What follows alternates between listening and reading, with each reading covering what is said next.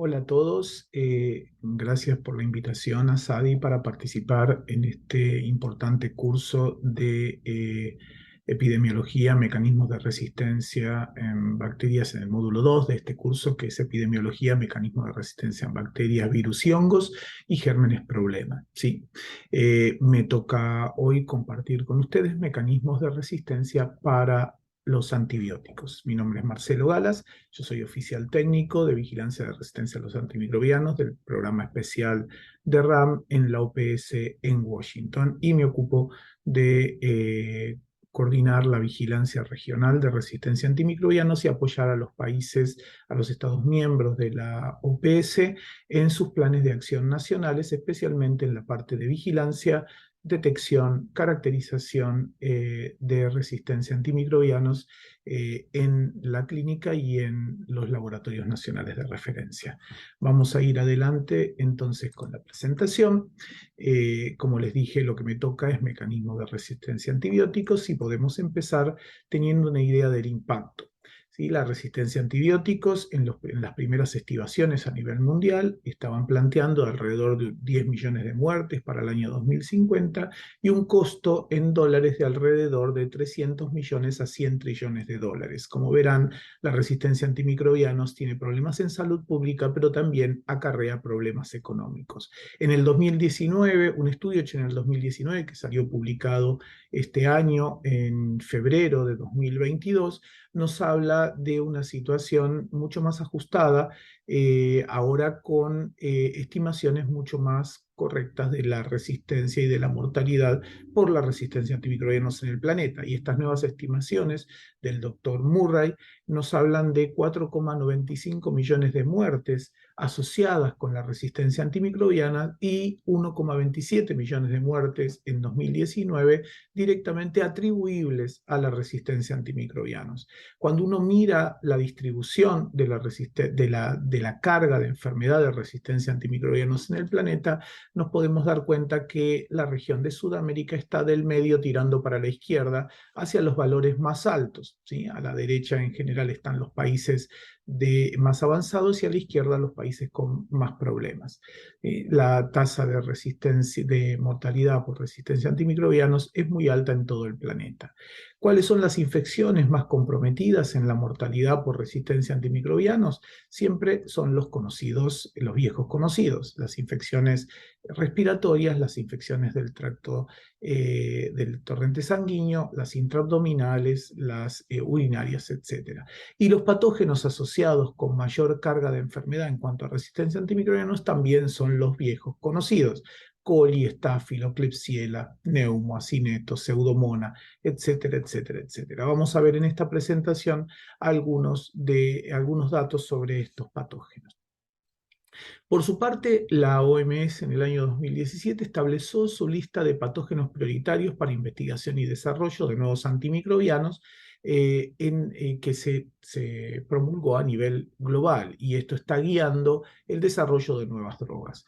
Los patógenos de prioridad crítica que definió la OMS fueron los Acinetobacter baumannii, resistente a carbapenemes, a tope de la lista, Pseudomonas aeruginosa, resistente a carbapenemes, y enterobacterales resistentes a céfalos de tercera y carbapenemes. Después hubo alta prioridad y media prioridad, pero los más complicados siempre son los que ya conocemos, que son los bacilos gram negativos. También tenemos en alta prioridad enterococo, estafilo meticilino resistente, enterococo banco R, etc. Y algunas otras infecciones como las gonorreas o las salmonelas, ¿sí? Resistentes a fluoroquinolonas. Por su parte, Europa hizo un excelente trabajo publicado en el Lancet en el año 2019, justito antes del arranque de la pandemia, donde calculó la carga de enfermedad en todos los países de la Alianza Europea para distintas combinaciones patógenos microorganismos y graficó en ese paper la carga de enfermedad o los DALIs por cada uno de esas combinaciones patógeno-antimicrobiano.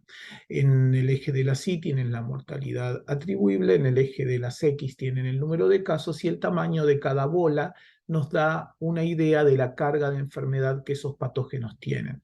Cuando Europa hizo este estudio, lo que encontró que los patógenos con mayor mortalidad y mayor carga de enfermedad, más cantidad de casos y más carga de enfermedad, fueron los Escherichia coli resistentes a cefalosporinas de tercera generación, seguidos por los Staphylos metierre, las Klebsiella pneumoniae con resistencia a cefalosporinas de tercera generación, las Pseudomonas aeruginosa resistente a carbapenemes, y recién acá abajo en este rectángulo que está ampliado a la derecha, encontramos los Acinetobacter baumannii resistente a carbapenemes, la Klebsiella pneumoniae resistente a carbapenemes, los enterococos vancomicino resistentes, las Klebsiella pneumoniae resistentes a colistin, etc., con una carga de enfermedad menor, pero no por eso menos importante.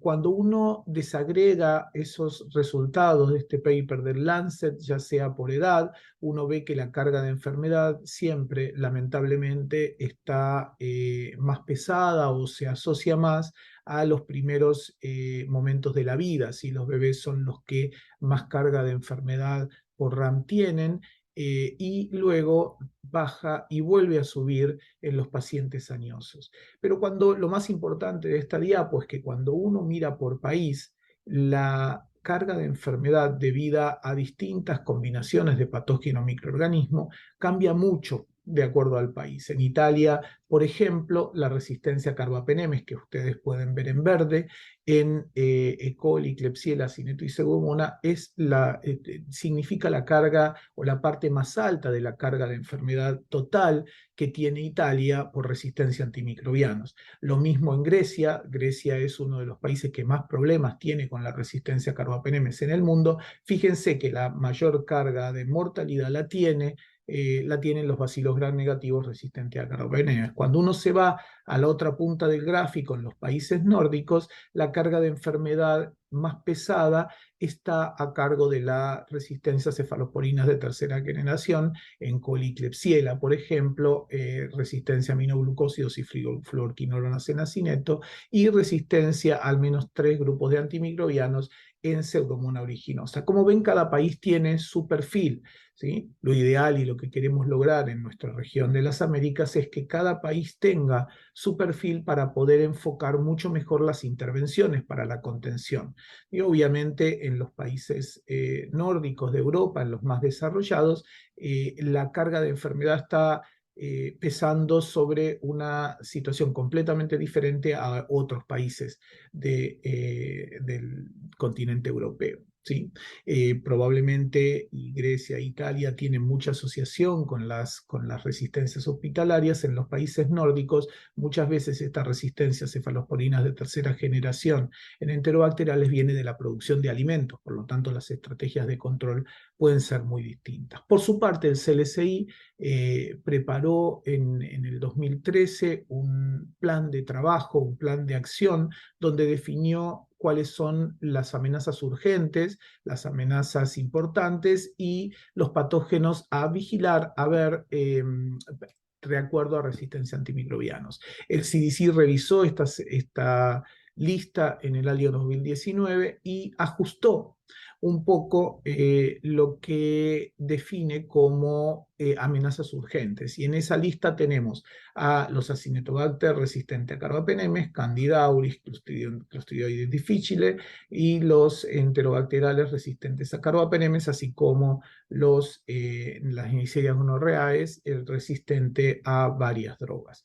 Esto es lo que el CDC determinó. En el mismo trabajo que les mostraba antes del Lancet, nos muestran la mortalidad sobre qué mecanismos de resistencia, sobre qué drogas está más asociada. Y si uno mira la lista general y mira el degradé de colores, siendo el rojo fuerte y los naranjas lo que tiene más carga, fíjense que son todos los patógenos, las resistencias a cefalosporina de tercera, carbapenemes y a fluorquinolonas, por ejemplo, en bacilos gram negativos. Después tienen todo el detalle, pero eso es lo que se ve más comúnmente en la mortalidad atribuible a estas drogas. Entonces vamos a ver un poquito lo que me toca hoy, que son qué mecanismos de resistencia están involucrados en la resistencia a estos patógenos que son los más importantes en el mundo. por su carga económica o por su carga en morbimortalidad en los pacientes. Cuando vemos, como vimos en las diapos anteriores, las quinolonas son una de las drogas que están más afectadas por los mecanismos de resistencia en los patógenos más problemáticos. Los mecanismos de resistencia a fluorquinolonas en bacilos gram negativos y en positivos también están dados por cambio en el target, o sea, en el sitio blanco donde la quinolona se une, que son las DNA girasas y las topoisomerasas 4. Hay resistencia mediada por plásmidos, transmisible, donde ahí tenemos varias versiones, la 2A, las proteínas, los mecanismos tipo QNR, que lo que hacen es disminuir la unión de la quinolona a su sitio blanco, que son las DNA girasas. El mecanismo 2B, que son las AAC6'1BCR, que son enzimas derivadas de enzimas inactivantes de aminoglucósidos, lo que hacen es modificar las quinolonas en el anillo, en el carbono 7 del anillo, y esto lo tienen o son susceptibles de modificación cipro y norfloxacina. El grupo 2C son las bombas de flujo específicas que disminuyen la concentración de quinolona en las células, que vamos a ver dentro de un ratito. ¿Sí? También tenemos mecanismos por disminución de la concentración plasmática, ya sea por disminución de las porinas o sobreexpresión de las bombas de flujo. Todos estos mecanismos de resistencia son presentes en quinolonas. Los más preocupantes y más difundidos en el planeta en este momento, que son relativamente contemporáneos a nosotros, es la resistencia mediada por plásmidos. Sobre todo los QNR son los que están más diseminados. Vamos a ir a un repasito de los mecanismos de resistencia cromosómicos. Alteración en el sitio blanco es el más importante por lejos. Son mutaciones que se dan en la girasa, sobre todo en la gira, y que incrementan la resistencia a fluorquinonas, que se incrementa aún más cuando se mutan los PAR-C, por ejemplo. En este caso hay lo que se llama QRDR, que son los sitios calientes de mutación para resistencia a las quinolonas, que se suelen dar en las mutaciones más frecuentes en la serina 83, que cambia por fenilalanina, tirosina o alanina en la girasa, en la gira. O la 87, que cambia un aspartico por glicina, asparagina o triptofano. Las mutaciones en el PAR-C suelen estar en la posición 80, pero cualquier mutación, lo importante es que cualquier mutación en esta zona va a disminuir la capacidad de unión de la quinolona a su sitio blanco y obviamente su actividad sobre la bacteria. Por otro lado, el segundo mecanismo, que también es cromosómico, es disminución de la concentración citoplasmática de las quinolonas, ya sea por reducción de la permeabilidad, con disminución de las porinas, OMP-F y OMP-C, que es por donde entran las quinolonas a las bacterias, o aumento de las bombas de flujo. La quinolona llega a entrar a la bacteria, pero la bacteria tiene bombas que sacan la quinolona al exterior, por lo tanto no pueden intoxicar las girasas y por lo tanto no pueden producir su acción inhibitoria. Por otro lado, tenemos los mecanismos plasmídicos, que son los más temidos en este momento porque son los que se diseminaron más alrededor del mundo. Dijimos QNR, protección del sitio blanco, hay varios QNR distintos y de cada QNR hay un montón de alelos, o sea, de versiones diferentes de cada uno de sus QNRs. Pero lo importante es que todas estas mecanismos de resistencia dan resistencia a las fluorquinonas, específicamente a cipro y a levo, que son las más conocidas y más usadas. Después tenemos la modificación enzimática, que es como les comentaba, se da una modificación, una acetilación del grupo amino de la piperacina, que tiene la molécula de norfloxa y de cipro, y una vez que estos grupos se acetilan, la norflo o la cipro pierden su capacidad de unión o disminuyen su capacidad de unión a las girasas, que son su sitio blanco. Levofloxacina, por ejemplo, tiene esta posición, es muy parecida a norflo, a cipro, perdón, pero tiene esta posición ocupada ya con un metilo. Por lo tanto, este tipo de enzimas no afectan la levofloxacina, aunque sí afectan a la cipro. Es uno de los pocos casos donde uno ve más resistencia a cipro que a levo en bacilos gram negativos. Por último, el eflujo plasmídico, los KEP o los KEP A1, 2, o los OQX son bombas de flujo inespecíficas que son plasmídicas que sacan solo quinolonas muy hidrofílicas como Norflo, Cipro y Enro, que es una quinolona que se usa en producción de alimentos de origen animal. Estas bombas son inespecíficas, sacan todos estos antibióticos y no tocan la levo también, al igual que las AC6'1BCR. Eso en cuanto a las quinolonas. Si pasamos a la resistencia céfalo de tercera, que eran otro de los problemas grandes a nivel mundial, tenemos varios mecanismos posibles. Por un lado tenemos las beta-lactamasa de espectro extendido, que son las más difundidas y son las más comunes, tanto en Argentina como en toda Latinoamérica y el resto del planeta, fundamentalmente del grupo 2B, donde está la CTXM, que es la enzima dominante a nivel global en este momento, y las del grupo 2D, que son las oxacilinasas, que son mucho menos comunes, pero existen, ¿sí?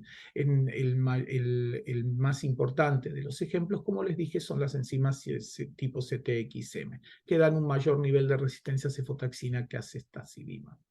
Por otro lado, tenemos las beta-lactamasas tipo AMC, tanto en su versión cromosómica como en su versión plasmídica. En su versión cromosómica, solo en las enterobacteriales que tienen el mecanismo de resistencia inducible por AMC, que serían los Enterobacter, los Citrobacter freundi, en este momento Klebsiella aerógenes, que antes era parte de Enterobacter y hoy es una Klebsiella, Citrobacter borganella, providencia y serratia, o su versión plasmídica que puede estar en cualquier enterobacteria. Si esos genes cromosómicos escaparon a través de elementos móviles de los cromosomas de estas bacterias que les comenté primero, y en su versión plasmídica pueden estar en coli, en Klebsiella, en Proteus o en cualquiera, Salmonella, Shigella, en cualquiera de los demás. Las versiones plasmídicas de las beta-lactamasas tipo AMC son una de las más prevalentes en resistencia, dando resistencia a cefalosporinas de tercera generación en patógenos que vienen a través de la cadena alimentaria. CMI2 es una de las más frecuentes en el planeta. Después también dan resistencia a céfalos de tercera, además de dar resistencia a carbapenemas, que vamos a ver en un ratito, las serincarbapenemasas, las metalo-beta-lactamases y las oxacilinasas. Todas estas también, salvo el grupo de las OXA48, dan resistencia asociada también a las céfalos de tercera, además de hidrolizar carbapenemes. Y todos estos mecanismos se pueden asociar a impermeabilidad y eflujo, que rara vez están solos en un bacilo gram negativo. En general, vienen asociados a otro de los mecanismos de resistencia que acabamos de ver. En cuanto a la actividad de las céfalos sobre céfalos de tercera, tenemos varios grupos, ya los vimos recién, las beta-lactamasas de espectro extendido del grupo 2B, las tipo AMC del grupo 1, ¿sí? O las tipo OXA 2D, que son muy poco comunes, pero existen en la naturaleza. Respecto a lo que son las carbapenemasas, ¿qué mecanismos de resistencia hay presentes? Bueno, esto va a depender mucho del bacilo gram negativo que se trate. Tenemos inactivación, tenemos resistencia a carbapenemas por distintos mecanismos. Los más complicados son las carbapenemasas, y ahí tenemos tres clases fundamentalmente. Las clase A, donde la más común es la KPC, están las GES también, está la ESME, hay otras carbapenemasas en este grupo, pero por lejos las más importantes son las tipo KPC. Después tenemos las clase B, donde están las metalo-beta-lactamasas, IMP, BIM, muy prevalentes en Pseudomonas aeruginosa, por ejemplo, y las NDM, que están también en prácticamente todos los patógenos. ¿Sí? Uno puede encontrar metalo-beta-lactamasas hoy en día en enterobacterales, en Pseudomonas y en Acinetobacter. Si bien en Acinetobacter no son las más comunes, están en crecimiento, ¿sí? Después tenemos las clase D, que son las tipo oxacilinasas, que en el caso de los enterobacteriales tenemos la OXA48, en Argentina la OXA163 es considerada también una carbapenemasa y está muy distribuida en el país, pero fundamentalmente en el resto del mundo son las OXA de la familia 48, que hay varios alelos, ¿sí? La 181 y otros más.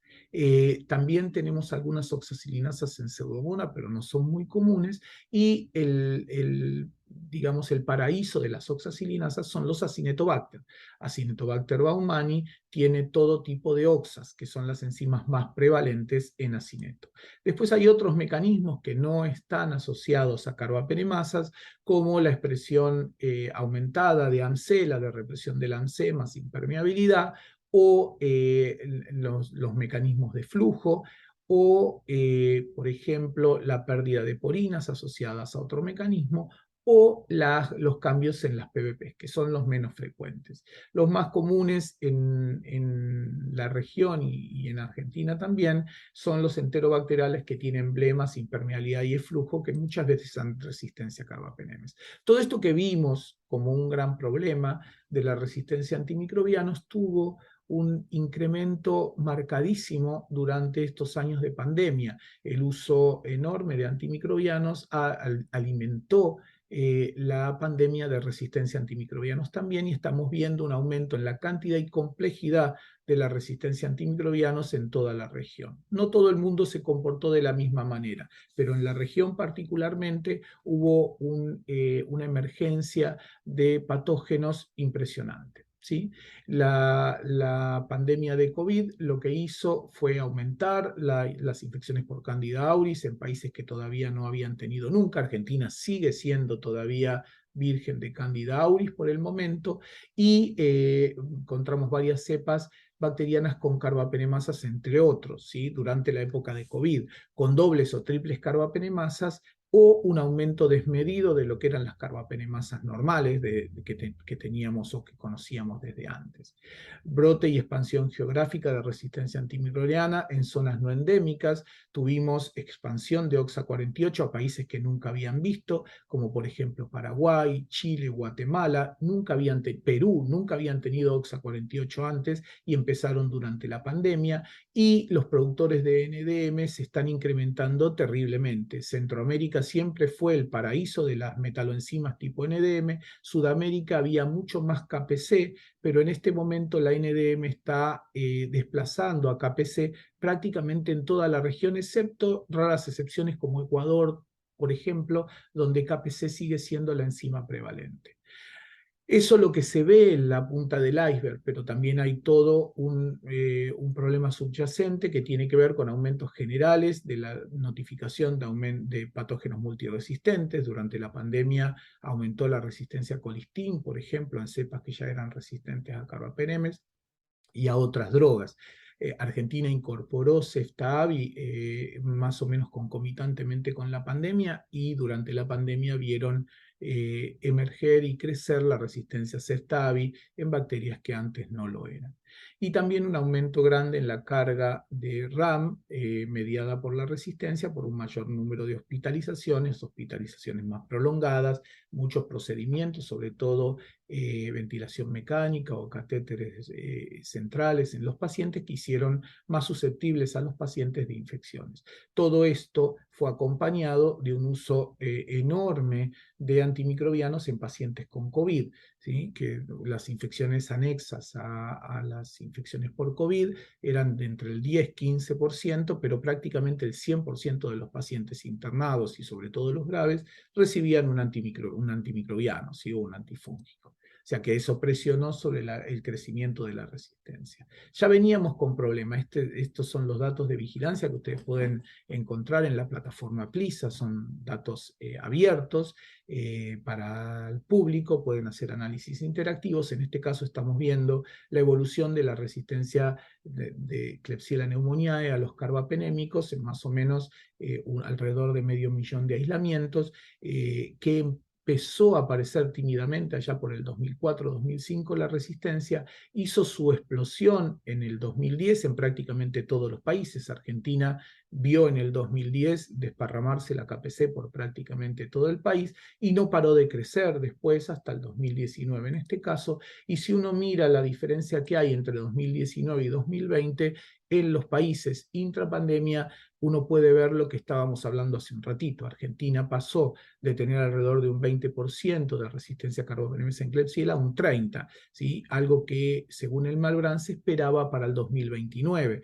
Se aceleró en solo un año, ¿sí? Panamá lo mismo, estaba alrededor del 10% y pasó prácticamente a un 20%. Perú lo mismo, y así esto se repite en la mayoría de los países. Durante la pandemia se vieron varias alertas. Argentina fue la pionera en las alertas de dobles carbapenemasas o carbapenemasas nuevas, ¿sí? KPC más NDM, NDM más OXA 163, KPC más IMP, en Argentina, lo mismo Guatemala, que vio aparecer la OXA48 y las dobles carbapenemasas que nunca había visto antes en los mismos enterobacteriales, por ejemplo, KPC más NDM, que ustedes saben que complica muchísimo el tratamiento.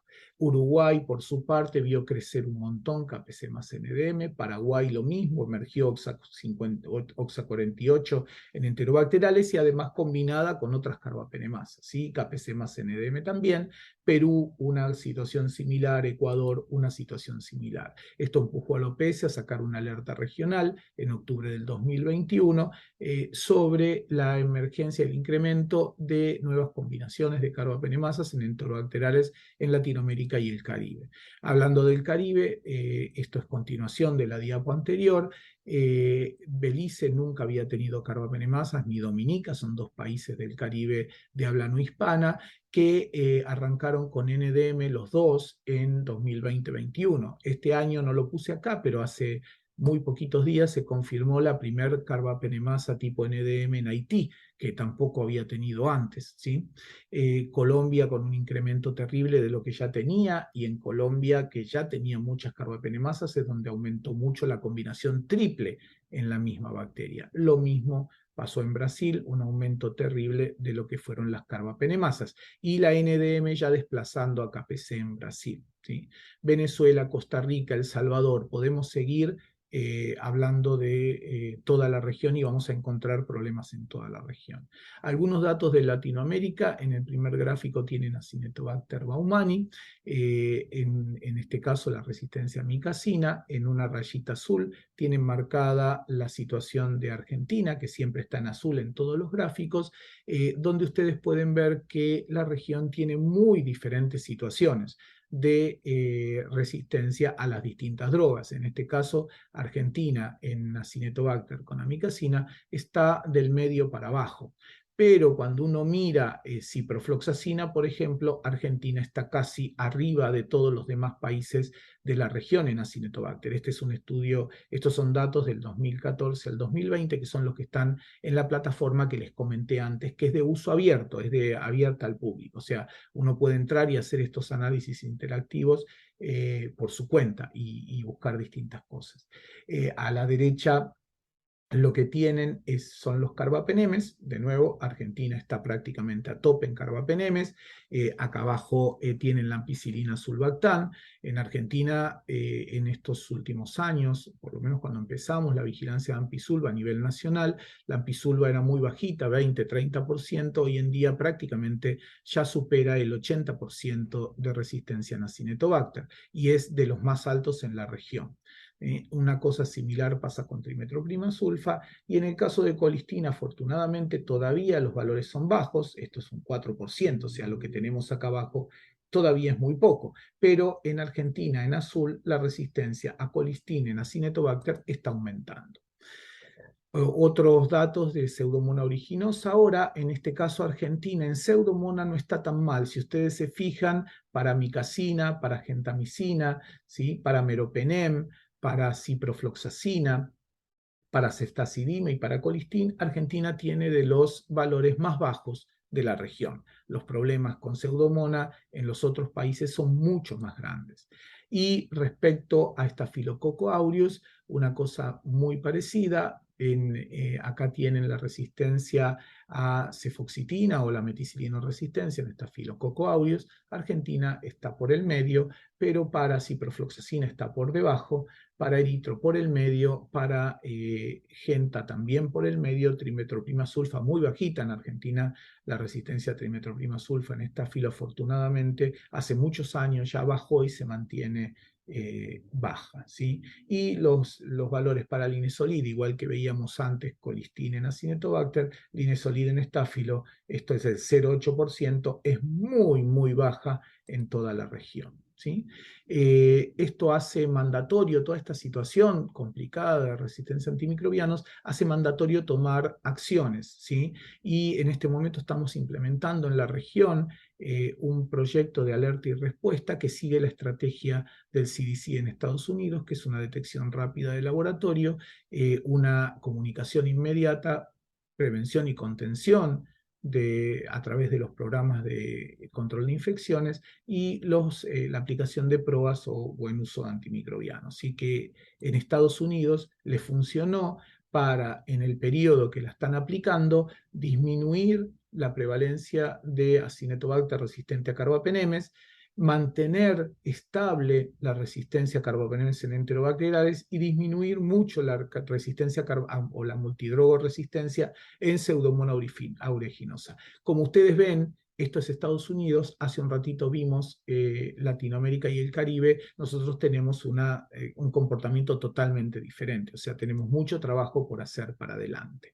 El proyecto GAIN, que es el de alerta y respuesta que les comentaba, que es una red que se está transformando en una red global, inició en la región de la mano de OPS en Argentina y Chile, se está extendiendo en este año a Ecuador, Uruguay, Costa Rica y Belice, y Brasil tiene su propio centro de GAIN a nivel regional. ¿Sí? GAIN, la red de alerta y respuesta, es una red global, la que está haciendo punta y el piloto inicial es Latinoamérica a través de OPS. Así que, y Argentina está haciendo un trabajo excelente. Hablando de Argentina y su trabajo excelente, solo un dato que por ser argentino, como ya verán, como ya se habrán dado cuenta por mi acento, tengo un orgullo muy grande de ver cómo la resistencia a antimicrobianos fue tomada seriamente por el país desde hace ya muchos años. En el 2015 fue el primer país en la región de Latinoamérica que tuvo su plan de acción y lo empezó a implementar, y después hubo muchos hitos. Presentaciones para expendio de antibióticos para evitar el mal uso de los antimicrobianos, todo lo que fue transmitir o transferir las capacidades al Ministerio de Agricultura, Ganadería y Pesca para que se pudiera controlar la RAM en producción de alimentos. En este momento hay vigilancia en Argentina y hay acciones tomadas, ¿sí? Se prohibió el uso en este marco de colistin en todas sus combinaciones. Argentina creó en el 2015 su CONACRA, o su Comisión Nacional para el Control de la Resistencia a Antimicrobianos, que incluyó no solo salud humana, sino obviamente agricultura y otras áreas. ¿Sí? Está en este momento en desarrollo y pronto se va a terminar y firmar la nueva versión del Plan de Acción para el Control de la Resistencia a Antimicrobianos en Argentina 2021-25. Se trabajó en la certificación de los programas de control de infecciones hospitalarias, puesta en marcha de la certificación nacional, ¿sí? Y se instaló un proyecto de ley de prevención y control de resistencia a antimicrobianos que salió esta semana promulgado y publicado en el Boletín Nacional. Argentina en este momento está en boca de todo el planeta, especialmente en la región, pero también están prestando mucha atención los otros continentes, porque es uno de los primeros países en el planeta que tiene una ley de prevención y control de la resistencia a antimicrobianos. Obviamente con la ley sola no hacemos nada, pero este es el primer paso, y Argentina es pionera en este primer paso y está convocada para varias reuniones en los próximos meses para presentar todo su desarrollo a nivel global de lo que fue la ley de resistencia a antimicrobianos, que ya fue aprobada por el Congreso, por los diputados y por los senadores, y en este momento está en proceso de no implementación, pero sí de instalar todo lo que tiene que ver con la aplicación de la ley, ¿sí? La reglamentación de la misma. Como conclusiones, para terminar, la RAM acarrea un gran costo, no solo en vida, sino también económico. Los bacilos gram negativos multidrogo resistentes son un problema creciente y ya lo vimos, especialmente en la región. El COVID alimentó el crecimiento de la RAM en Latinoamérica y el Caribe, eso es un hecho, terriblemente. Los programas de alerta y respuesta rápida contundentes son mandatorios y son necesarios para poder frenar todo esto nuevo que estamos viendo a nivel regional. Necesidad de estrategias e intervenciones costo efectivas para contener la RAM con una visión, una salud, ¿sí? Que incluya no solo salud humana, sino salud animal y salud de plantas, porque en este momento se están usando un montón de pesticidas basados en azoles, en producción de cultivos vegetales, que están haciendo o están empujando un incremento de la resistencia a fluconazol, por ejemplo, en aspergillus, ¿sí? O sea, estamos creando monstruos no solo en salud humana, sino también en la parte de alimentos que a través de cadena alimentaria obviamente llegan al ser humano. Argentina ya cuenta con el marco legal para implementar intervenciones sostenibles, o sea que está en una situación privilegiada para optimizar la prevención y control de la RAM en todos los niveles con una visión de una salud, ¿sí? No tengo más que agradecer. Los datos que presenté tienen que ver con los datos de vigilancia regional de Relabra, que es la red que ustedes ven acá arriba, y lo que está abajo es la red de Caribe de habla no hispana, y agradecer también a todos los países que forman Relabra, a los laboratorios nacionales de referencia que contribuyen con los datos de vigilancia que les estuve presentando hasta ahora, a los centros colaboradores de la OMS en resistencia a antimicrobianos, como el Valbrán en Argentina, el INCIENSA en Costa Rica, Harvard en Estados Unidos, Senacica en México, y obvio los CDC de Estados Unidos, que también son centros colaboradores de RAM. De nuevo, Argentina tiene un rol privilegiado en esto. Argentina está acompañando al planeta, a la OMS y a la OPS en fortalecer el control de la RAM en todo el planeta, ¿sí?